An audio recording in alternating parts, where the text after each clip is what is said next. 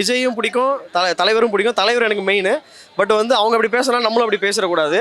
அவங்க வழியில் வரட்டும், நம்ம வழியில் போட்டோம். தனி வழியில் நம்ம தலைவர் போகிற மாதிரி தனி வழியில் போட்டோம். எல்லாருமே இப்போ வந்து ஈவன் ஸ்டில் விஜய்லேருந்து எல்லாருமே வந்து அவரோட ஒரு ஸ்டைலை ஃபாலோ பண்ணாமல் இருக்காங்க. பட் அந்த பெஞ்ச் மார்க்கை செட் பண்ணுறது வந்து ரஜினி சார் தான். ராம ஆண்டாலும் ராவண ஆண்டாலும் எனக்கு ஒரு கவலை இல்லைன்னு தான் பாடினவர். அன்றைக்கே தைரியமா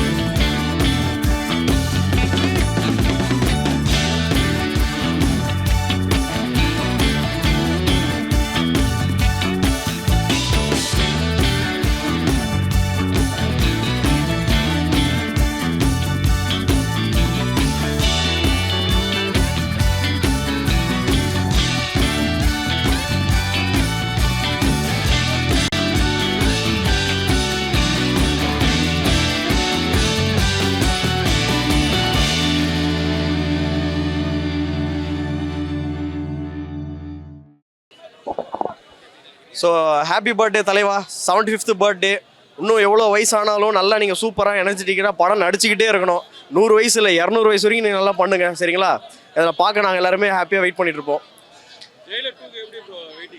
ரொம்ப பயங்கரமாக இருக்குது. 1 வந்து தெறிக்க விட்டுச்சு. ஸோ ஜெயிலர் 2 இன்னும் பயங்கரமாக இருக்கும். அன்றைக்கெல்லாம் ஃப்ளாஷ்பேக்கோட சீன்ஸ்லாம் எடுத்து ஒரு இது பண்ணுவாங்கன்னு நினைக்கிறேன். பார்க்கலாம் எப்படி இருக்குன்ட்டு. கன்ஃபார்ம். ஆமாம். தலைவர் படம் வந்து எப்படின்னா அவரோட தோல்வி படமே வந்து வெற்றிங்க. அப்புறம் வெற்றி படம்னா அப்போ எப்படி இருக்கும் யோசிச்சு பாருங்க. விஜய் ரசிகர்கள்லாம் விஜய் அரசியல் மேடையில் வந்து தலைவர் அரசியலுக்கு வரேன்னு சொல்லிட்டு வரல அப்படின்ற வந்து மறைமுகமாக பார்க்குறாங்க.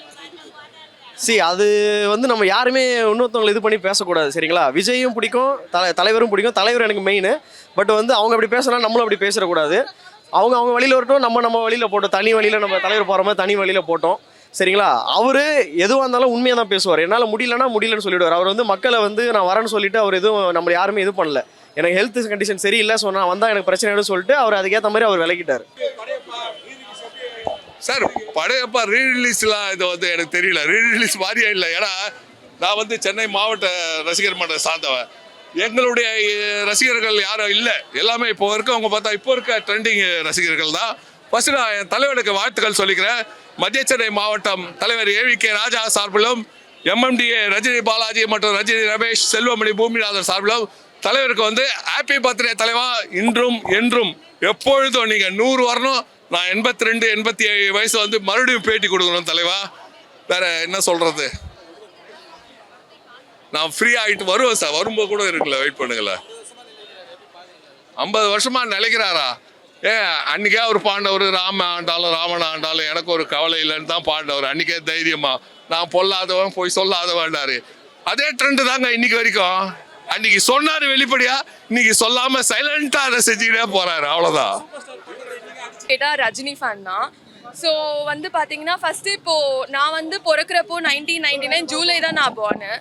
ஸோ நெக்ஸ்ட்டு ஜூலைக்கு அப்புறம் அப்படின்னும் போது நான் வந்து இந்த படையப்பாவை மட்டும் ரீரிலீஸ் பண்ணி பார்க்கவே முடியல. மற்ற எல்லா படமும் அதுக்கப்புறம் வந்து ஒன்று விடாமல் பார்த்துருக்கேன்.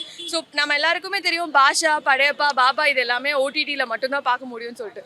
ஸோ எனக்கு என்னென்னா இந்த படத்தை வந்து நான் சன் டிவியில் போடுறப்போ இன்டர்வல் விட்டாலும் ஒரு சீன் உட்காந்து பார்க்குற மாதிரி இருக்கும். ஸோ இன்றைக்கி அதை ஆன் ஸ்க்ரீனில் பார்க்கணும். ஏன்னா ஸ்டார்டிங்லேருந்து எண்டு வரைக்கும் வந்து பார்த்தீங்கன்னா ஒரு சீன் விடாமல், பஞ்ச் விடாமல், சாங்ஸ்லேருந்து எல்லாமே டாப் நாச்சாக இருக்கும். ஸோ அதை எக்ஸ்பீரியன்ஸ் பண்ணோம். அது மட்டும் இல்லாமல் ரோஹிணி தேட்டர்னும் போது நம்ம ரஜினி ஃபேன்ஸோட அந்த வைப்ரேஷனும் இருக்கும். ஸோ அஃப்கோர்ஸ் அதுக்காக தான் வந்திருக்கேன். அந்த மாப்பிள்ளை உனக்கு நான் இது பண்ணி கொடுறேன் அப்படின்னு சொல்லிட்டு எட்ரா வண்டின்னு சொல்லிட்டு சிகரெட்டை இப்படி பண்ணிட்டு இப்படி போகிறதும், அப்புறம் ஆட்சியே அவங்க பக்கம் இருக்குது, நல்லா யோசிச்சிட்டியா படையப்பான்னு சொல்லிட்டு கேட்குறப்போ, போடா அந்த ஆண்டவனே நம்ம பக்கம் இருக்கான், அந்த டைலாக்லாம் ரொம்ப என்னோட டாப் ஃபேவரட் தான். பட் அஃப்கோர்ஸ் அதோட ஃபர்ஸ்ட் ஆரிஜின் அந்த ஸ்டைலை கிரியேட் பண்ணதே வந்து ரஜினி தானே. எல்லாருமே இப்போ வந்து ஈவன் ஸ்டில் விஜய்லேருந்து எல்லாருமே வந்து அவரோட ஒரு ஸ்டைலை ஃபாலோ பண்ணாமல் இருக்காங்க. பட் அந்த பெஞ்ச் மார்க்கை செட் பண்ணுறது வந்து ரஜினி சார் தானே. கூசமாக இருக்குது. ரோஹிணி தேட்டரில் இந்த செலிப்ரேஷன் ரொம்ப கூஸ்பமாக இருக்குது. ஆக்சுவலாக நான் வந்து எப்படின்னா இந்த சிச்சுவேஷன் நான் யோசிக்கவே இல்லை. இப்படி ஒரு சம்பவம் நடக்கும் அப்படின்னு சொல்லிட்டு கனவுல கூட நினைக்கல. இது ஒரு மாஸ் மூமெண்ட்டாக இருக்குது. ஒரு முக்கியமான விஷயம் என்னென்னா, நான் வந்து எனக்கு விவரம் தெரிஞ்சு பார்த்த படம் வந்து நான் அண்ணாமலை. அப்போ எனக்கு 7 வயசு. உங்களுக்கே தெரியும் 2 வயசில் நமக்கு எவ்வளோ தான் விவரம் இருக்கும். அந்த டைம்லேயே என்னை இன்ஸ்பயர் பண்ண படம் அது.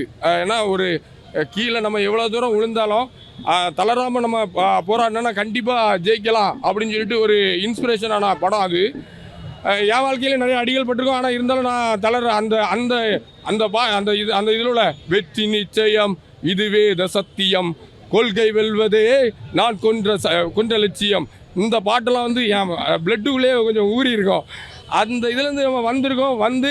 இன்னைக்கு வந்து கடவுள் துணையில் ஜெயிலர் படத்தில் எனக்கு ஒரு வாய்ப்பு கிடச்சி, சார் கூடால நடிக்கிறதுக்கு ஒரு வாய்ப்பு கிடச்சி நடிச்சிருந்தேன். ஒரு சீன் தான் வருவேன், ஆனால் கொஞ்சம் நல்லா இருக்குன்னு நினைக்கிறேன்.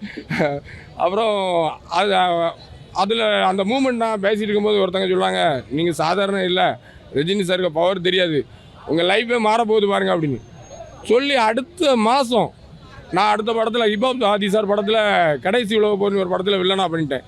இதெல்லாம் சாத்தியமே கிடையாது. எல்லாம் கடவுளுக்கு இதுவும் ரஜினி சாருக்கு அந்த பவரும் தான் அதில் இருக்குது. அது வந்து மறைக்க முடியாத உண்மை. வருடம் இந்த திரை உலகத்தில் 50 வருடமாக அவருடைய நடிப்பில் சிறந்த வல்லுநராக இந்த நடிப்பில் எங்கள் ரசிகர் எல்லாருக்கும் இன்றைக்கி ஒரு பெரிய ட்ரீட். இது 50th year celebration of super star Rajinikanth cine field. அதுலேயும் இந்த படையப்பா படம் சுமார் 25 வருஷத்துக்கு முன்னே ரிலீஸ் ஆச்சு. அன்றைக்கி எனக்கே வயசு 25. ஆனால் 25 வருஷம் கழிச்சு இன்றைக்கி எனக்கு வயசு 50, தலைவருடைய படமும் இன்றைக்கி 50வது வருஷம் அப்படின்றது எங்களுக்கெல்லாம் ரொம்ப மகிழ்ச்சி அளிக்கிறது. சூப்பர் ஸ்டார் மாதிரி ஒரு ரசிகர் நடிகர் எங்கேயுமே பார்க்க முடியாது. ஏன்னா அவர் உழைப்பால் உயர்ந்தவர். தேங்க்யூ ஐயா. நாங்கள்லாம் அந்த காலத்து ரசிகர்கள். அதனால் அவரை மாதிரியே யாராலையும் ஆக முடியாது, ஆனால் அவரை மாதிரி எல்லாராலையும் நடந்துக்க முடியும் அப்படின்றது தான்.